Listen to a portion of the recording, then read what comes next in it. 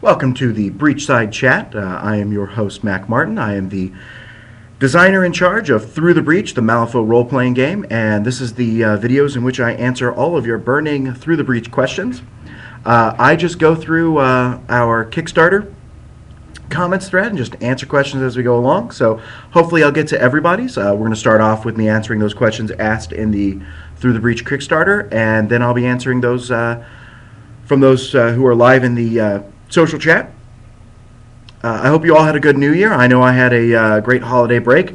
We are now back in the offices, so we'll hopefully be more responsive to your questions on Kickstarter in general. And just a lot of fun stuff is going to happen in this next week. I actually want to take a second right now to talk about the first thing we're doing. More to come, obviously, but we wanted to play a couple games. So the first game is right here on... wow, that's can you tell it's after work and it's late? I've been working all day.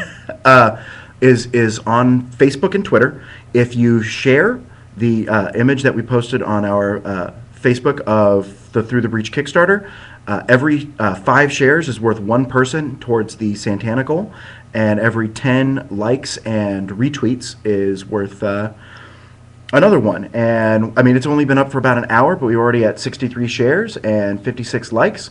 So that brings us to a total of 5 and 63 is 12. So that's 17 people towards that total. We're already at I think we only needed 90 something. So we're well on our way. So it looks like Santana, with any luck, is going to go live for us, and everyone who pledged at the 225 level will get Santana. But that thermometer goes up to 1,000, so more fun stuff to talk about, as well as other games to be played. I'm looking forward to it. You know, we're a game company. We like to make anything a game that we can. You should see us at lunch. We're just terrible. The people at McDonald's hate us. All right, so time to answer your question. Let me close this window here. And down the line. All right, at Breachside Chat. If we don't get to the full pages for the creature catalog that you want, how much stuff would you include for the Fate Masters book? Is it just going to be a case of more common things, or will you include the formula in the book for us to backtrack in the Malifaux models? Well, the creature catalog area is hopefully going to be a really large, almost Monsters Manual-esque section. Probably a good 50, 60 pages of just monsters.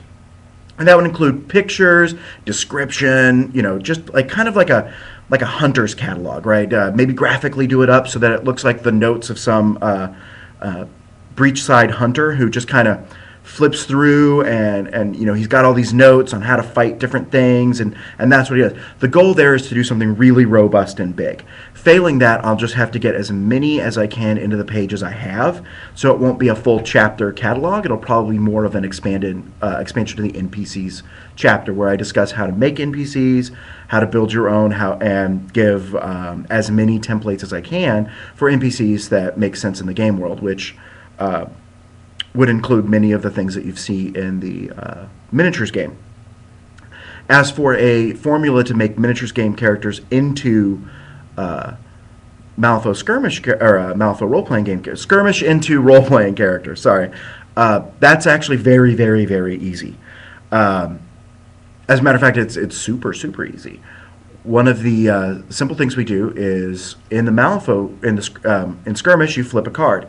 In Malifaux, the role-playing game, and Through the Breach, you don't flip a card to generate numbers. The NPC simply adds a set number. So it's pretty easy, actually. Just take them right from, if you're just going to have someone fight them and you don't need their skills and that sort of thing, you can actually just kind of take them right out and kind of know, oh yeah, a gremlin has a, oh crud, I don't know offhand what a gremlin's gun to hit is, but you'll be able to figure it out very, very quickly. Yeah, it wouldn't be too hard. At Breachside Chat. Okay, so no, fated My Little Pony. No, sorry. How about a fated mechanical horse construct? That would absolutely be something you could do as part of the invested. Invested are any magical and or alchemical or steam construct that has been invested with actual sentience and intelligence, kind of the spark of a soul, so that it is a free-thinking individual that is fated for a greater destiny. If you want to do some sort of mechanical horse or even a quadruped or something, that's totally something that system will hopefully support when I get to it. That is absolutely the sort of thing that I think would be very cool. At Breachside Chat, the Canon campaign is happening at Gen Con or after. If at Gen Con, when will the raffle take place? In other words, how will people plan their schedules for Gen Con? Fated Construct's going to happen, I assume. So from some future book titles, Fated Constructs are The Invested. We've already announced that. What's your favorite character created by playtest at this point? Well, first question, it happens at Gen Con. And we will have a schedule for the Canon campaign stuff as soon as possible. However, I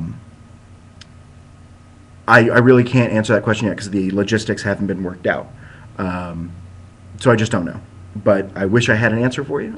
And I hope to, but currently I just don't have one because we're still working those logistics out. But I will take your concern that I can read into the question about scheduling under advisement when we sit around to kind of figure everything out when we get to that point. So yeah, I'll try and have an answer for that as soon as possible. But then my favorite character created so far in the playtest, actually last night, New Year's night, I sat down with one of my writers to create a character just to get another fresh eyes on it before it gets ready for external and internal playtesting. And let me tell you, the character he came about with was just one of my favorite. He was the son of a gravekeeper, or a gravedigger, who picked up a few things about bodies and necromancy just from growing up digging graves for a living. But he wants to travel the world, and he wanted to see the world. So he actually was the son of a gravedigger, Earthside, and ended up coming through to Malifaux just so he could see he just wants to travel and see the world.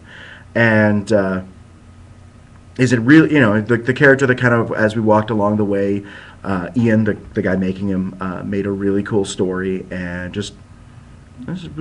I really kind of fell in love and wanted to see where that character was going, see what was going to happen with him. So it was quite a lot of fun. He opted to do the completely random character generation, where he didn't know anything about the character. He didn't have anything in his head. He didn't think, oh, I want to play a gunslinger. He just kind of, let's see who gets made. And it was very rewarding. It was quite a lot of fun. Lysis asks, as you notice, I've been skipping the names just so I can get through more of them, actually. Trying to get more questions answered. Earlier in the campaign, there was a mention of a character creation video walkthrough. Is this still in the works? I think a video demonstration of some game mechanics, even though the subject may change, would be very welcome to the backers and potential backers alike. I agree. It's absolutely one of the things I'm trying to make happen very quickly. Unfortunately, with the winter break and with Eric the boss's extreme schedule, that's been very difficult. So we may actually sit down with Justin sometime tomorrow or the next day and try to make that happen. I really want to get that out. I wanted to get it out much earlier, but making that kind of video takes a little more work than I anticipated.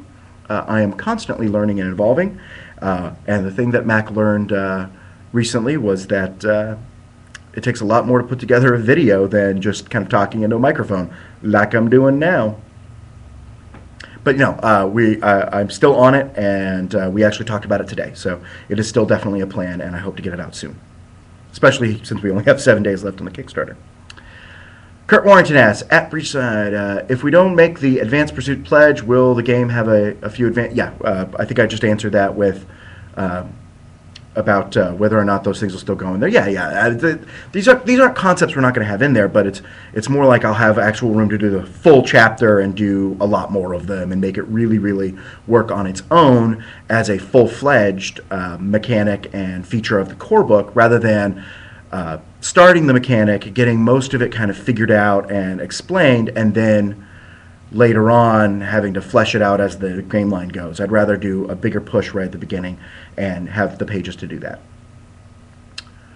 Ori Walls, let's see. All right, he's got 3-4 questions, so I'm just going to answer them one at a time. Could you give an example of a current battle system, like a full demonstration with card flips as you explained, say a basic range attack against Gremlin, then the opposite, the Gremlin's attack versus the player? Actually, I can do that real quick. That's a good way to fill some time here. I got a handy-dandy Fate deck, and we'll just walk through it real quick. That is an exact example that I have in the book, or have currently in the book. So let's say the example character I use in the book most of the time is a guy named Mr. Sterling. So Mr. Sterling, a roguish gentleman, has just had his pocket picked by a nefarious and annoying gremlin who is making a break for it. He goes to shoot the gremlin and stop him from running. Killing him would even be better. Mr. Sterling does not put up with such gruff. And first thing we do is we add together his skill and aspect. The skill here obviously is pistols, and the aspect would be grace. He's got a grace of 2 and a skill of 3. This gives him a total of +5. His +5 against the gremlin's defense. We take a look at the gremlin's defense. The gremlin has a speed, which is the defensive aspect for this ability, of 2, and a grace of 1, making it a 3. So he's trying to get a target number of 3. However, because the gremlin is a minion, he also adds 5 to that number. So Mr. Sterling is looking for a target number of 8. That's pretty straightforward. All he needs to get is a 3 or higher. He flips a 5. Nothing gave him a bonus flip, so he doesn't get this one, which would have been nice, wouldn't it? So he gets a 5. That's obviously enough to hit the gremlin. Problem solved. He hits the gremlin. So now we go on to damage. He didn't beat it by 1 degree of 1 margin of success. And because he didn't get a margin of success, which is beating it by 5, he does a straight damage flip. So he flips the damage. He gets a 7 here, which as you can see by the double dots is a moderate damage. His Gatling Derringer is what Mr. Sterling uses. His Gatling Derringer has a damage code of 2, 4, and 5. He decided not to fire it with a burst, so he gets no bonus damage or bonus to hit, depending on how he uses his burst, in a spray pattern or straight. So he does moderate damage, 4 damage to the gremlin, which only has 3 wounds. It goes down. Problem solved. May have more. I think it maybe has 4 or 5, but either way, we're going to pretend he took the gremlin down. Now, because it's a minion, we don't worry about critical effects. Minions just go down. So instead, let's take a look at the gremlin shooting at him. The gremlin has a grace of 1. They're not very graceful characters. Actually, gremlin probably has a grace of -2. It's actually fairly clumsy when you think about it. But it does have a pistol skill of 3. This gremlin is fairly trained. I'm just making these numbers up. They may not be final, by the way. So that gives the gremlin a total of +1 to hit him. He has the gremlin is a minion, as we discovered before, so he adds 5. Rather than actually flipping, Mr. Sterling is going to dodge this effect. He doesn't use dodge, he uses evade against a firearm. I'm sorry if I messed up in the previous example. So Mr. Sterling says, okay, well, I have a speed of 1. Mr. Sterling is quicker than average, but not the fastest human being on the planet, and an evade of 2, so a 3. So against his target number of 6, 5 -2 for the grace, +1 or +3 for the skill, brings him to a total of 6. His target number to avoid the gremlin shot is 6. He unfortunately flips this ace, decides not to cheat fate for whatever reason he has. Maybe he's got really good cards in his hand he wants to save later, or he's got really bad cards in his hand that he wants to save to stop to make the wounds crappier. Because the gremlin beat him by 1, the gremlin's going to do some damage. So Mr. Sterling once again flips a card to see how much damage he takes. In this case, it's weak damage, no big deal. The gremlin's gun probably only does 2 wounds. Mr. Sterling has 5, so he's not taken into the negs. When you start getting more wounds than you have more damage than you have wounds. We only track the damage. You don't lose hit points. You don't lose wounds. We track your damage, and then you remove damage. Whenever you have damage in excess of your threshold, your wounds, then you're suffering critical effects. Critical effects have a wide variety of options. I don't have my table open in front of me, but it was a weak damage, so we'd flip a card on the weak table. So we find out, all right, he did weak damage. We go to the weak table, flip it, and he would do whatever the 2 is, plus the difference between his wounds and his damage. So the more damage you take, the worse the crits you're taking are. For the most part, characters can survive to about -10, and if they get lucky, to about -15. But it certainly gets worse very, very quickly.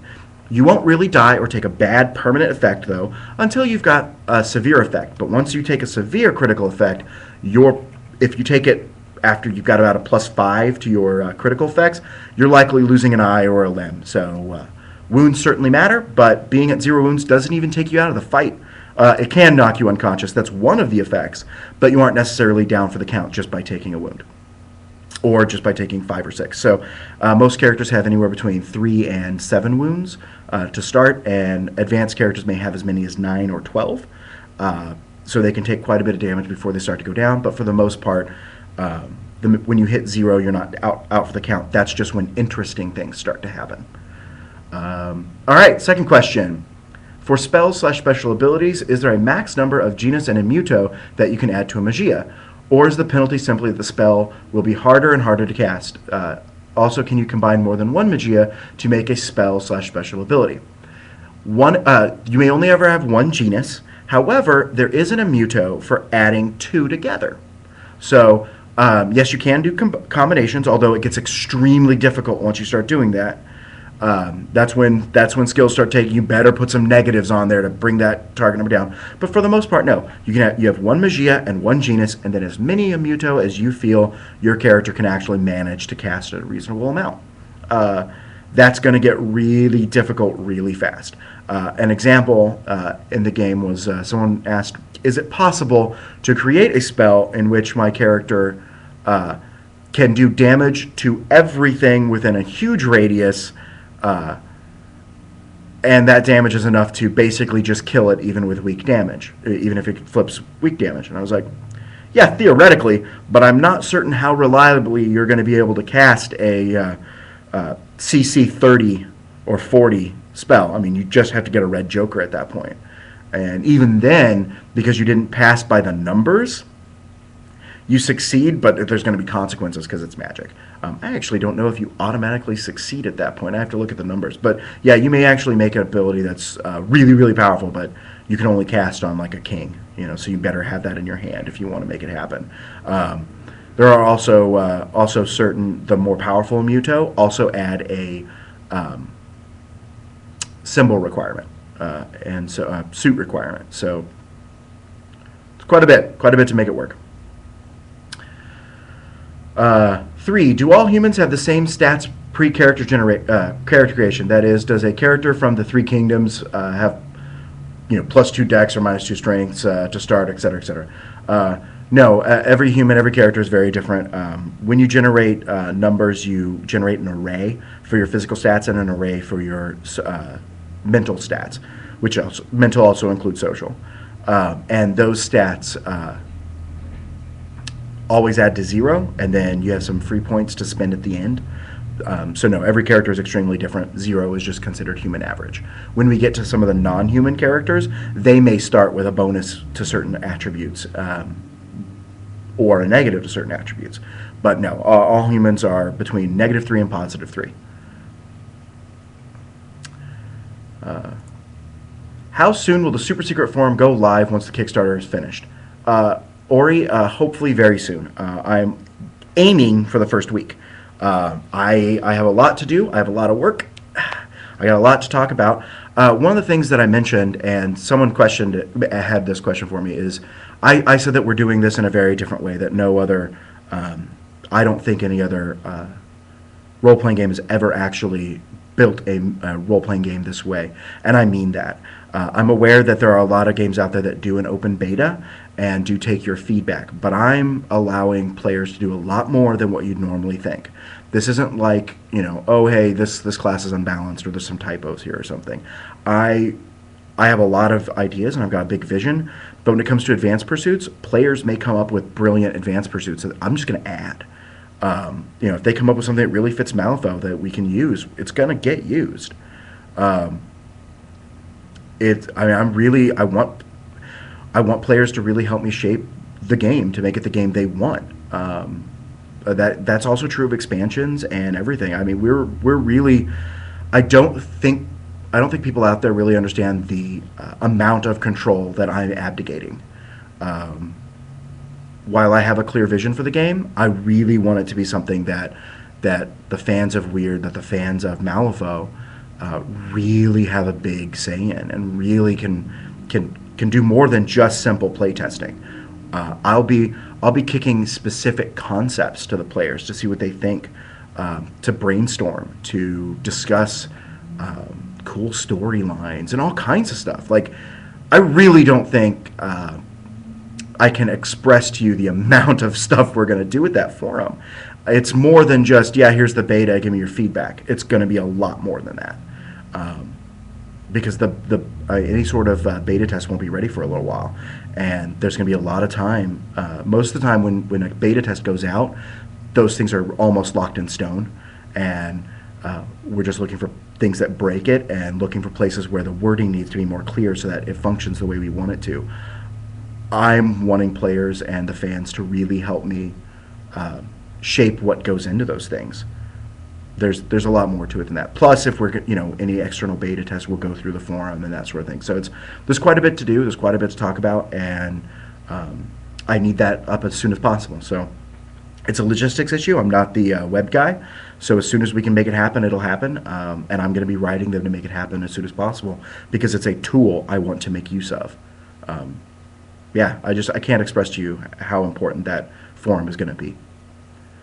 All right, going back down. I got a lot of ats for other people where you guys were chatting. At Breachside Tatch. Does the box contain a vat of vial of a vial of poison? I don't understand. What box? I don't understand. At Breachside Box. What is the box? Where did the box come from? Does the box have a button? What are you talking about? I don't see a box.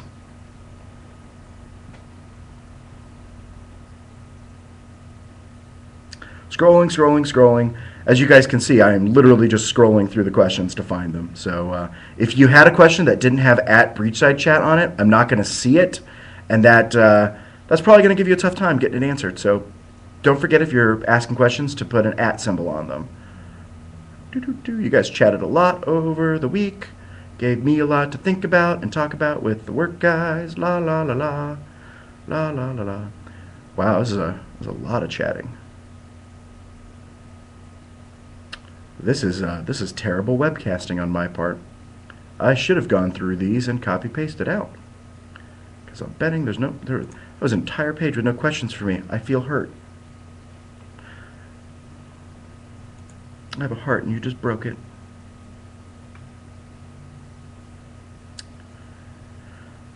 Well, I should probably just filibuster with something, huh? Oh no, wait, I don't have to actually talk to filibuster anymore, right? Is that how it works now? Here we go. Straight and small. At Breachside Chat, what are Fated Invested? Fated Invested, I think I mentioned a little earlier, are constructs. Now that doesn't necessarily mean a Steam construct, although it can mean a Steam construct. It can also be a mannequin. It could even be one of Zoraita's puppets. It could be a fire elemental that's been imbued with permanence and a sense of self. There's a lot of options that go into Fated Invested. They're basically anything that was created and given life. Unlike, say, a Stitched, which is basically a zombie, kind of a Frankenstein's abomination, something that was once alive, or at least the pieces were once alive, given its life back, although that may show up in many, many twisted ways. So no, that is where we get our Fated constructs, and they're certainly in the game, or will be when Amidst the Steam, I think is its name. Amidst the Steam comes out. That's the current name. Will all the different Fated have different pursuit options, such as Gremlin Moonshiner or Neverborn Skinwalker? That sounds like a really good idea that we should talk about on the forums. No, that is actually how I would like it to work. While every book will have new advanced pursuits, new basic pursuits even for starting human characters, all those pursuits that are added, some of them will require being a gremlin. So yeah, there will be certainly things that work that way. So we'll have a lot of fun. some of the basic pursuits will be advanced pursuits that simply say you must be a gremlin to get this. But maybe there's a talent you can get out there that says, oh, you're a friend of the gremlins and therefore count as a gremlin for the purpose of choosing pursuits. All kinds of neat stuff we can do with that kind of mechanic. But yeah, more pursuits. Pursuits is easy, an easy thing for us to add to books that really round out the mechanics available to player characters. I shouldn't say easy. It's a great way to kind of just make a book more fun. And while we don't want to, spend 60 pages just on new pursuits, that's terrible. But we can donate 20 pages in a book to 10 new pursuits. A pursuit takes a 2-page spread, by the way, just in case anyone was curious. Will there be a way to play rules for soulless beasts, shape changers, or any other strange sub-denomination of characters? I think most of that stuff will just happen to you during game and or be part of what you want to play. So a great example is beasts. I don't have right now a way for you to play a beast, but you certainly could play a magical beast as a invested, like a minotaur or something really crazy. That the invested one kind of is my catch-all for a really crazy character. So when that comes out, I think a lot of people will be very, very pleased. Shape changers would just be, more powers, more stuff. I mean, all of these things are easily things that a character or a Fate Master and a player could work out. That's a very, we're going for a very fluid system where you shouldn't need hard rules to make those decisions. You should be able to just go, oh, I want to play a soulless. How can we make that happen? And it should be very easy for you and the Fate Master to work that out.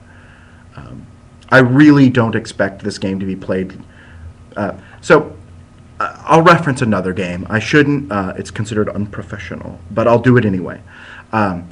D&D is a game that needs, especially 4th edition, needs a firm hand from the Fate Master. The Fate Master really, or the Game Master, or the Dungeon Master in that game, sorry.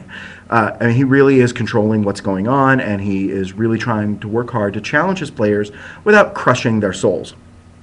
Our game works a little different. I don't believe the Fate Master in Through the Breach needs to keep such a firm hand on the story. I think if a player has a really cool idea, it's going to be really easy for the Fate Master and the player to find a way to make that happen. Unlike, say, D&D, which is a different genre, and I'm not... Okay, again, this is not me saying anything bad about D&D, just pointing out difference in goals. In D&D, one of the characters I have always wanted to play, but no Dungeon Master has ever let me play, is a Pixie Barbarian. I love Willow. I love the Pixies or the Brownies in Willow. I've always wanted to play a Pixie Barbarian, and no one will let me do it. Why? Well, the Fate Master, the Dungeon Master, needs to keep a tighter control on what's going on. And Through the Breach, I want players to be able to kind of have a little more control over what they're doing, and that means giving them the flexibility to make that happen. A game like D&D or Pathfinder or even Shadowrun requires a little tighter hand. I would liken this more to, say, a World of Darkness game, where you have a lot of options and so forth for just making a character interesting. And then I will be producing the official content and making sure that there's a lot of toys for those who just really love the world. But those toys are also, a big box of toys, so you can take out parts and mix and match like Legos, is the goal. And I think we're achieving that. From what I've seen so far, I think it's very, very easy. None of the questions you guys have asked is something that I couldn't just really quick whip out while we're at the table. Be like, yeah, we'll just do it this way, and this way, done. It's a very robust system.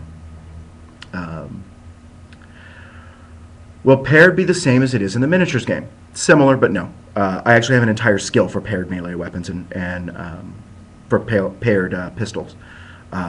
So no, it's actually its own skill.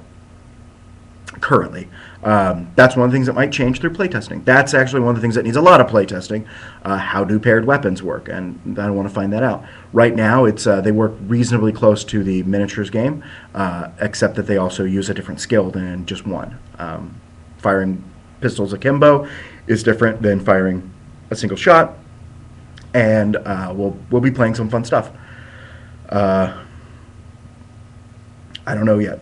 I'm thinking the paired doesn't need to really change a lot, but playtesting will tell us for certain. How rare are soulstones? Well, in the skirmish game, soulstones are not very rare, right? The masters and henchmen really have a lot of them at their disposal. In the role-playing game, they'll be a little more rare. Small soul stones that don't do much, which are the soul stones that I consider what's used in the miniatures game, kind of maybe quarter, you can fit 10 in a little bag if you want, won't be too rare. Those will be fragments of other soul stones and that sort of thing. The really big ones, say a fist-sized one or one that is even bigger or stranger, will be more rare. So, a small soulstone won't be very unique, and your character might actually just end up with one or two of them on him as he advances. But the more powerful ones will be much more rare. To translate soulstones from the miniatures game to the role-playing game will be tricky. When I look at the soulstone cache of a master, I imagine it's more of a, they don't really have that many soulstones. They may have a big soulstone, they may have a few little ones, or it may represent a variety of other, financial stuff. So while it's called soulstones, I think the miniatures game, they're going to be a little more rare. It would be weird, puns. It would be strange for players to walk around with 8 or 9 of them. Unless they're just like this crazy dabbler who collects them and is really focused on that. How useful is hand-to-hand combat in a game with lots of guns or forearm cave bears? Well, I've split the defensive skills into evade, which handles ranged attacks, and dodge, which handles close combat attacks. Now, dodge also includes parrying or anything that really deflects a attack, but I've called it dodge to keep my life easy. It may actually change in its name to parry or deflect. But basically, I split it into 2, so it's going to be really important because you're going to go up against guys who are really good at evading gunfire, and you're going to need up and get to punch them, or need to punch them. As well, it's pretty easy to close the distance in a game like this. A fight in a bar, it's pretty easy to flip over a table and run at a gunman with that thick, oak table that blocks bullets. You're just using it as a shield while you charge. And there's all kinds of ways melee will work just fine in a game that has guns. Although, no, if you're in a canyon and somebody's shooting at you from the top with rifles, you better think quick. You better either draw a gun yourself or find cover, because you're not going to be able to punch them. Well, you could magically punch them. All right, scrolling down. Hey, Mac, are you planning to venture into the anachronisms in Malifaux? For example, the name Teddy Bear, so crucial to the Neverborn, comes from Teddy Roosevelt that wasn't coined until after the point of the Malifaux Book 1's timeline. Will there be a firmer explanation of how society has evolved differently after the discovery of the breach? I'll answer the second one first. We are going to explore Earthside a lot more. I focus more on the devil in the details, but we will absolutely talk about the changes in society as well as the Guild Wars. The Great Guild Wars, actually. So that's going to be really important. As for things like Teddy Bear, those anachronisms are, there's a story I like to tell. Those anachronisms are part of it, and it's really about where I spend my effort. To take the first Star Wars as an example. In the first Star Wars movie, A New Hope, Episode 4, Han Solo tells Luke Skywalker that he can make the Kessel Run in under 12 parsecs. Now, those of you who know astronomy and astrophysics know that a parsec is a measure of distance, not time. And for the longest time, people asked why that is. Well, the answer given by Harrison Ford and George Lucas was simply, well, Han Solo is just blustering this kid. It doesn't really matter. The goal here was to have Han Solo say something that was just kind of really crazy and outlandish and makes no sense. Later on, Timothy Zahn, I believe it was Timothy Zahn, fellow Star Wars geeks may correct me on this. Timothy Zahn comes along and says, well, Kessel is located next to a cluster of black holes, and the closer you can go to those black holes, the faster you can get to Kessel, which means the fresher the spice you're taking away from Kessel is. Therefore, making it under 12 parsecs means you got closer to the black holes, which is something you can only do if your ship is extremely fast. Only the fastest ships can get that close because they'll get sucked in. I'm not going to spend a lot of time in this role-playing game putting my efforts towards addressing the Kessel runs, like Teddy Bear. I think that there's more. I think the theme of Malifaux kind of supports anachronisms. I think that kind of fits into the genre. I also like to leave things open for you as Fate Masters to make some exploration and decisions. But for the most part, someone else may answer that question. One of the writers may answer that question, but I'm not going to mandate that. I like to pretend I'm the Harrison Ford, not the George Lucas, just because he's the handsome one. That I'm the Harrison Ford in this situation, and I'm going to leave it to my writers, if they want to tackle those things, to tackle them. I want them to have that freedom. But no, I do not plan to mandate it or to purposely tackle those issues. I hope that answered your question as deeply as possible and filled a minute of time. All right, Damian Smith asks, I listed this a while ago and haven't heard the answers, so blah, blah, blah. Okay, here we go. Number 1, with the Kickstarter release being in September, will we be seeing the RPG set as the world we know it today, or as it will be? I think I did answer these questions, but I'll answer them again. I expect it to advance a little bit and to certainly show you a little bit of how the world is advancing, but I would like the RPG and the miniatures game to have concurrent timelines. One is not advancing with the other. The two are advancing ahead of the other. The two are advancing together. We haven't announced anything for the skirmish game yet, but the timelines do move forward, slowly but surely, and I would like to maintain that. With the Kickstarter, let's see, number 2, coming from a background of White Wolf games, will we be seeing area-based books down the track, or will we have an all-encompassing view of the known area, but will they be expanded about down the track? I would like to do most of this game focused on Malifaux and the area around Malifaux. However, expanding on the world in some fun ways is the job of the Penny Dreadfuls. The books themselves will be expanding on the background that we know and love.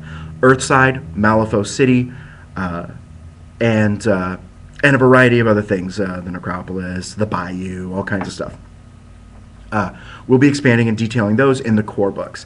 However, as we move forward, after we've done the 8 core books, the Penny Dreadfuls will be our adventure books, and they'll be focused on building up areas. So if I wanted to investigate, say, a small town outside of the Malifaux map, or something really new and interesting, I could do that in a Penny Dreadful.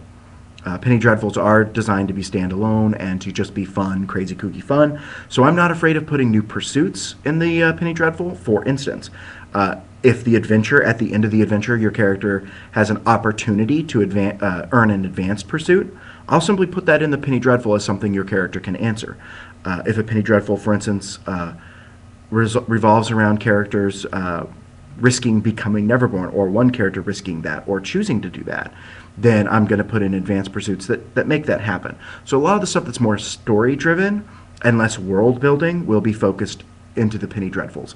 So don't think of the Penny Dreadfuls just as adventures. Think of them as really cool micro-supplements that are designed to be inexpensive, 2 or 3 game session, maybe 4 game sessions for you and your group, but really built to kind of expand on the world in a small area, like your area book suggestion. If we hit the expanded histories of Malifaux and Earthside, is there going to be any explanation of what happens if a gremlin or Nephilim crosses the breach to Earthside? Maybe. That's a great thing to put in there, but frankly, there's already stuff on Earthside, isn't there? I thought I may have to reread my fiction, but I'm pretty sure we talked a little bit about what happens when some of the stuff gets loose on Earthside. It just does. Shh, don't tell anyone I told you that. It can just go over. Is there any restriction on the age of a character? Can a child be played? In theory, you can play a child. The game is designed from a basic standpoint that you're playing a young adult or a middle-aged adult, someone who's really just come to Malifaux. Anywhere between the ages of about 16 and 35, I think, is really where I'm making my assumptions, although you could play a character who's in an older age character without any problems. Younger characters may require you and your Fate Master to talk about how you're going to implement that, and it may not fit in your Fate Master's idea. But if you wanted to play a 13 or a 14-year-old, maybe a 12-year-old, someone who really hasn't hit their adolescence yet, I don't think that'd be impossible to play. You just have to kind of talk to your Fate Master and figure out how you guys are going to do that. You'll want to adjust character creation a little bit, because the assumption is that you've had some time to train yourself, so maybe you and your Fate Master will just want to limit the type of skills you pick up, that sort of thing. As a Fate Master, would you want to lead your players towards similar goals/factions to keep the party together, or would you have some event which binds them together With D&D, there's generally the original quest. I'm pretty sure I answered all these questions last week, and I just haven't gotten that one up off of Ustream. Tomorrow we'll be posting both this one and last week's, or 12 days ago, or whenever it was, and posting that one together. But I'm going to answer them again, and I may have to go over on my time just because I did that. But I'll have to do that so I make sure I get everyone. You can do either.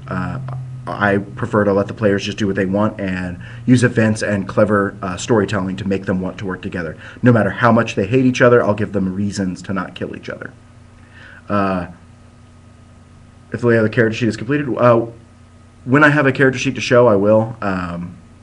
While there's an internal one we use, it's not the final one, but I'm not afraid of letting the community at large have access to those files to make something really cool if they want. So, no, yes, that kind of thing can happen. It's just we're not ready there. With character creation, are you heading more towards character idea and background first, then stats second, or stats first, then the player works on a background due to the stats it fixed? Either one works perfectly well. Last night, Ian made one of my favorite characters so far by going completely random. Just, I have no idea in my head, flip a card, let's do this thing. And but previously, everyone has had a general idea. I want to play a guy who is a gunfighter. I want to play a gunfighter. How do I make that happen? If you've got something really specific in your mind, then you may have to work a little harder to make that function.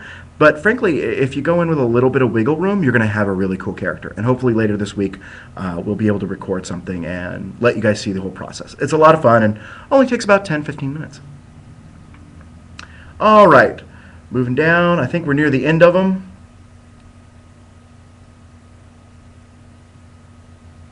Okay, I think this is the last one, so here we go. Question 1. Will there be a cap/limit on the number of pursuits a character can select? No, there won't, but the example you give, Leviticus, I need academic, criminal, dabbler, grave robber, overseer, pioneer, and tinker in order to cover all the aspects of the character. Not really. You could do him with tinker, dabbler, frankly. He might have a little bit of academic, but frankly, he'd be covered just under tinker dabbler. Doing criminal stuff isn't only the pursuit of the criminal. Doing academic stuff isn't only the pursuit of the academic. It's not like everyone else is illiterate and knows nothing about history. That's just kind of the pursuit that he's kind of following. No, he'd actually just, I think, be a dabbler tinker, frankly. But no, there's no really limit, because by doing that, you're limiting your character by not going deeper into the more powerful stuff. Instead, you'd have more simple and easier to reach kind of generic abilities, and that's perfectly fine. Don't think of them like classes. They are not classes. They are not classes. A pursuit is not a class. One more time. Pursuit's not a class. Even though in the past I may have said a pursuit is like a class, or there are a version of classes. I'm a dirty, dirty liar, and I apologize. A pursuit is not a class.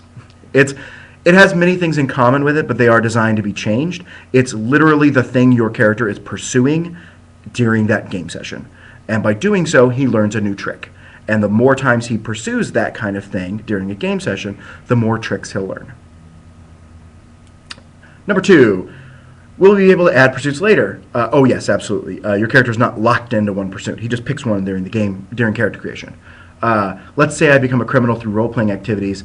Would I then be able to select the aforementioned criminal as a pursuit? Yes, that's exactly how you get them. You don't just choose them. You get them through gameplay. So you pick one to begin with, and then gameplay events might make you change. Question 3, will the skills, abilities, etc. have strict prerequisites?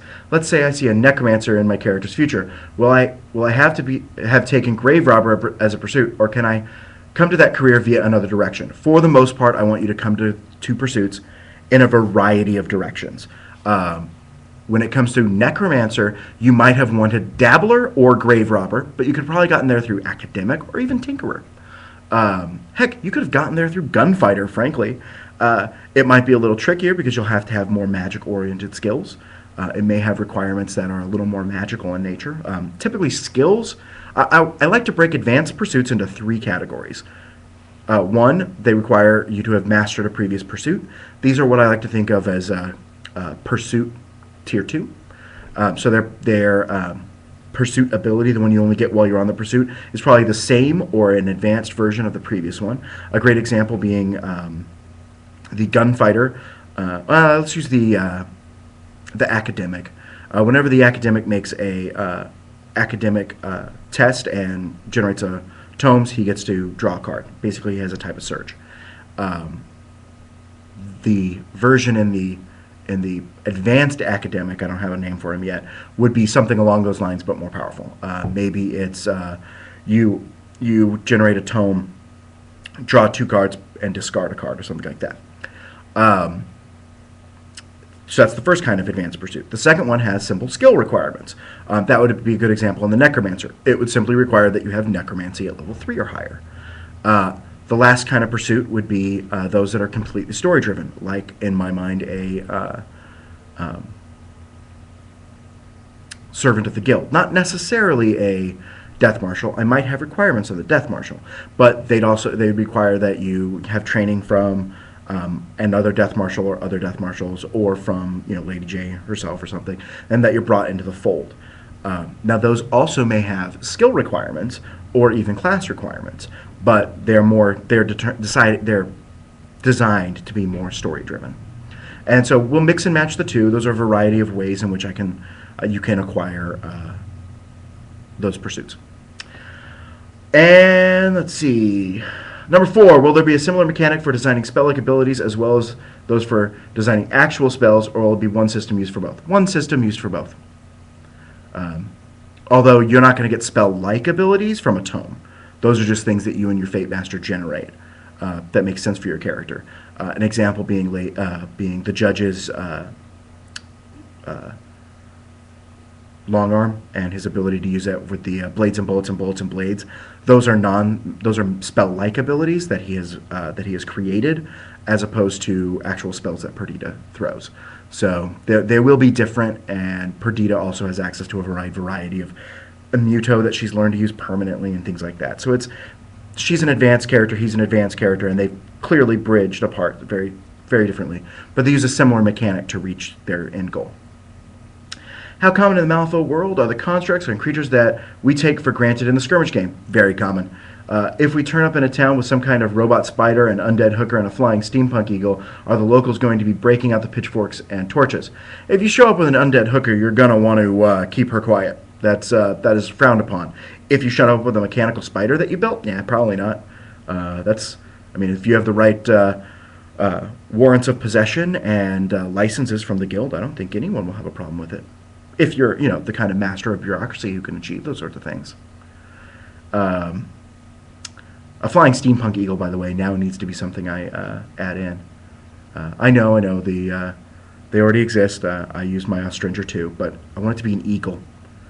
Or even a condor, like a giant, 8-foot wing, 8-foot wingspan condor. There we go. So that is all the questions there. I think so. Yep, I think I've answered everyone's here. So now I'm going to go back to our Ustream to fill out the rest of my time with your questions. Opening up the Ustream. That's not it. Now I can't see you guys. Social stream, there we are. Alright, guys.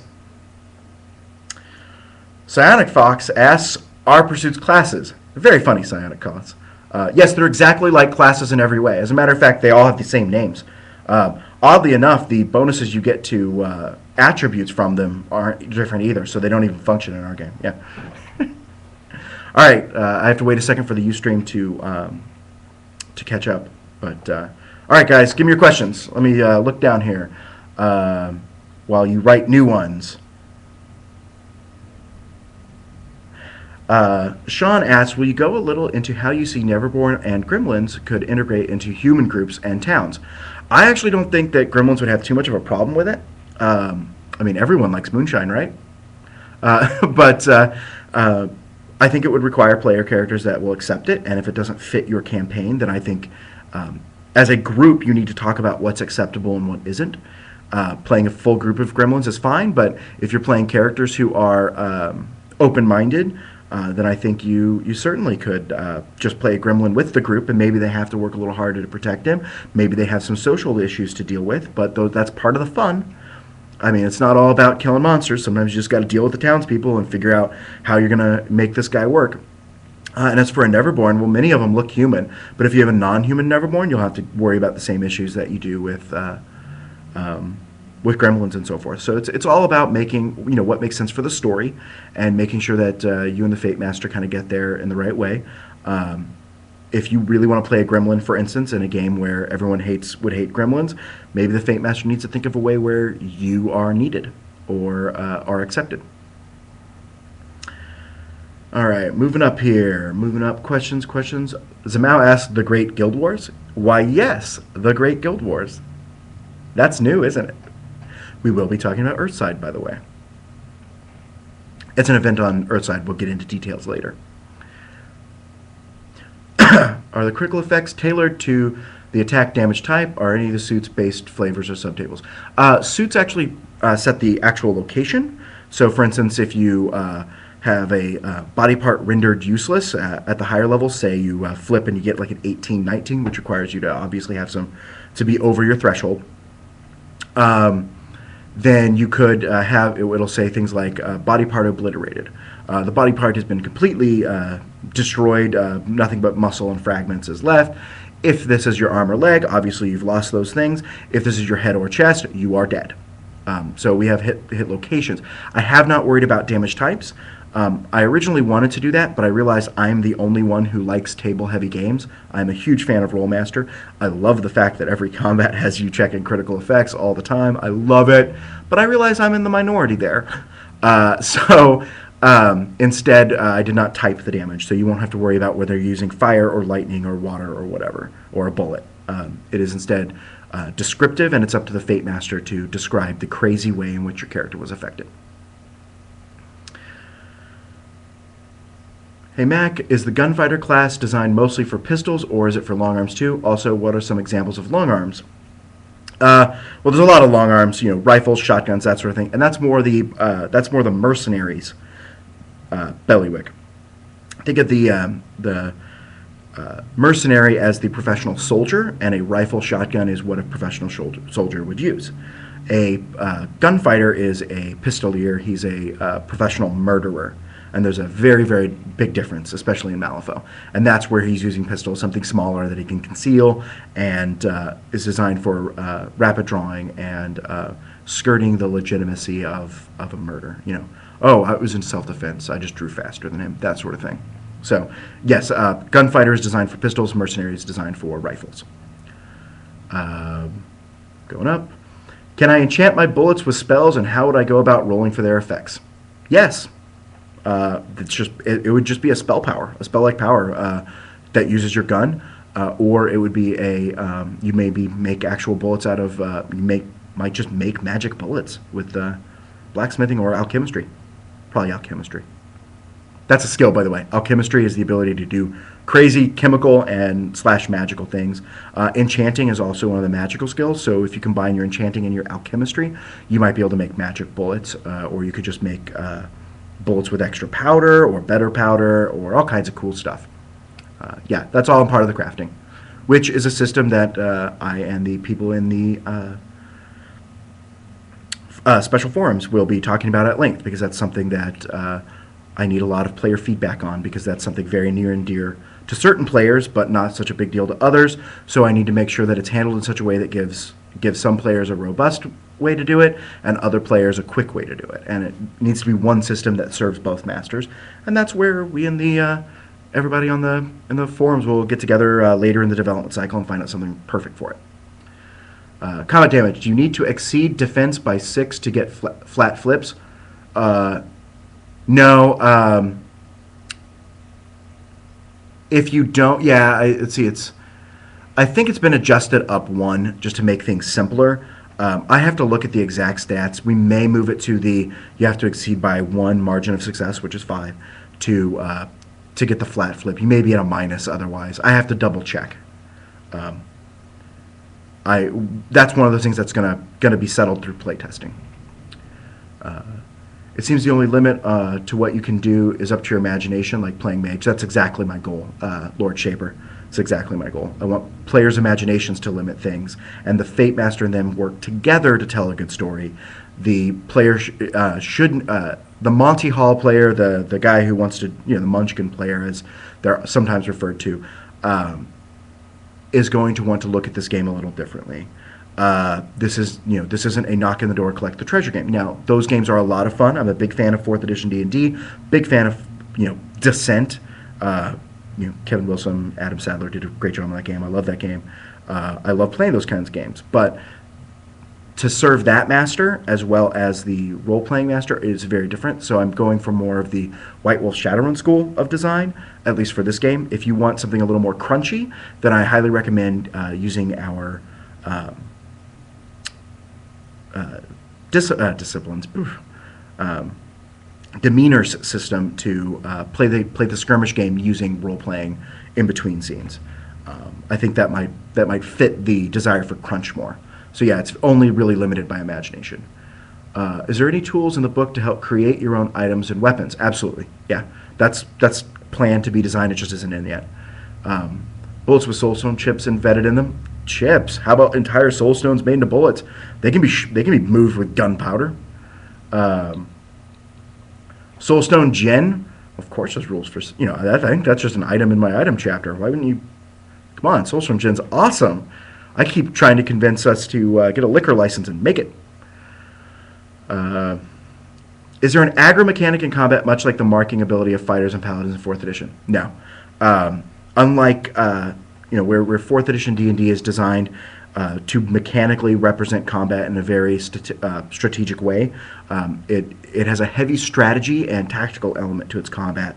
Ours is much more thematic. So I feel that it's less important to have that sort of mechanic baked in. Your Fate Master should know when you're trying to direct hits. And there will be tools for a guard, for instance, to do that job. And there will be some, that is design space I'm not going to ignore, but I don't have like a baked-in mechanic, no. All right, few left. As far as healing goes, realistic or high fantasy instant heal, is there a cost to characters for quick healing? You can quick heal pretty much anything, any damage you've taken that's not above your wounds threshold. But after that, once you start taking critical effects, they take longer to heal. Moderate ones, the basic idea is weak crits are healed within 10 minutes, an hour. Bruises, stubbing your toe, heck, even a broken nose, once it gets set, isn't really that bad. Yes, you need, it's vulnerable and that sort of thing, but it's not going to really affect your character in terrible ways once it gets over the pain a little bit. And a black eye, for instance, while it hurts and it may make you keep your eyes closed for the fight, it doesn't render your eye useless once the black eye starts to heal. The more heavy damage, when you get up into moderates, heal in a few hours. The idea is, you're stunned, you're bruised, you maybe have had a really bad ear nick, or you're gushing blood from something and really need to staunch the blood flow, that sort of thing. But it's not something that is going to last for days. The really, really bad ones can last days, weeks, or forever. Those are the ones from severe damage. So it's more dependent on the type of critical than it is on the amount of damage you've taken. Somebody who's taken a bunch is over the threshold with a bunch of weak hits. He's been needled, he's been kicked while he's down, but he hasn't broken a rib, he hasn't damaged his spine, he hasn't had any internal damage yet. He's hurt, he's tired, he was maybe even knocked out, but he's not going to be suffering for forever. However, he was more vulnerable while that damage is healing to even further worse damage. Actually, one of the things we've found is while playtesting some quick combats, it's been surprisingly super realistic. I did 3 combats in a row the other day just to test out the numbers, and it really felt real, very gritty. Yes, characters were taking a little more damage than maybe they could, and maybe I want characters to feel a little more skilled in what they're doing, but that's a matter for playtesting to sort out, and it's not really something that I'm jumping on quite yet. And there's a lot of ways to fix that issue.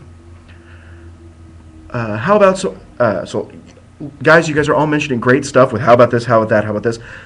There's a ton of ways soul stones can be used, and we'll talk about them. And we're going to be doing a lot of stuff, but exact examples like yet, I don't really have an answer for. I mean, I'm for them. That's all great creative ways.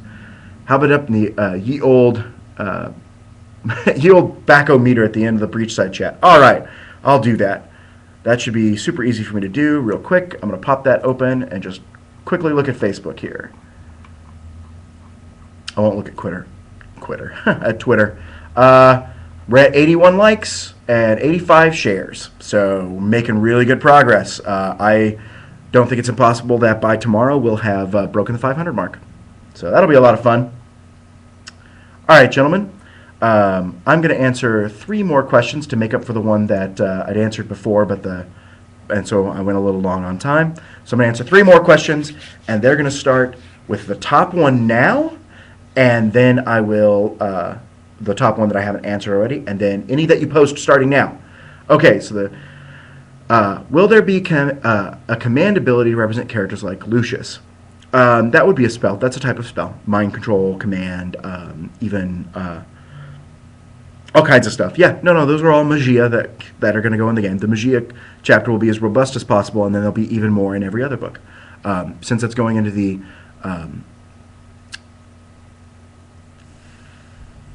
core book, we're going to cover as much as possible. That's one of the things I can streamline, though, if I need to make space for other stuff. And then putting in more in every book. Gremlins might have ones that are only theirs. Maybe there's one that they can heal themselves with moonshine, and it's or Hulk out with moonshine. Who knows? So there'll be a lot of options going forward. In every book, there'll be new stuff, and hopefully, I can get the more pages I get, the more of those will go into the core book. All right, next. What kind of structure is used to generate encounters? Encounters are mostly designed by the Fate Master, while encounters in the Penny Dreadfuls will be set. This is the encounter. I expect the Fate Master to build the encounters he wants to do. I'm not going to be. It's not like D&D where there's a experience point total that you spend. It's instead a kind of free form. This is what makes sense, and it'll be up to the Fate Master. And I'll give a lot of advice on how to not overwhelm your players and how to properly challenge them. The basic idea is at first they should be fighting minions, and I will put in kind of a novice, advanced, expert rating, and I'll find some way to let people know, okay, this is way too powerful for you to fight at starting level. But honestly, there's not such a gradient between low and high level that it should be an issue. So you should be okay, and it should be quite a bit of fun, and building encounters should feel more like part of telling the story and not part of just doing math and generating mechanics, generating the encounter mechanically. All right, trying to find another Ustream. This is what happens when I try and read and talk at the same time. Is your beard enchanted by soul stones? I'll answer that one for free. Obviously. All right, last one, Zyac Fox. Will there be a rule set for creating small towns / outposts like in the D&D DMG? That's an excellent thing to add. That may go into, that would be a good thing to look at putting into the Fate Master's book if there's space. But that's also something that the community can work together to build for either a supplement or even just something we put on the web in a fun, clever way. So there's a lot of neat things we can do to build a supplement, to build that sort of thing. And I'm not against doing it, but it's not currently something I'm working on. But it's a great idea to me. All right, so that's it for this Breachside chat. It'll go up on the web tomorrow along with the previous one. Sorry for that delay. I don't know how to do that process. I'm sure it's super easy, but I wanted to go home for Christmas. All right, I'm glad you guys all enjoyed your holidays. Thank you very much for chatting with me today, and look for another Breachside chat soon, maybe the last one.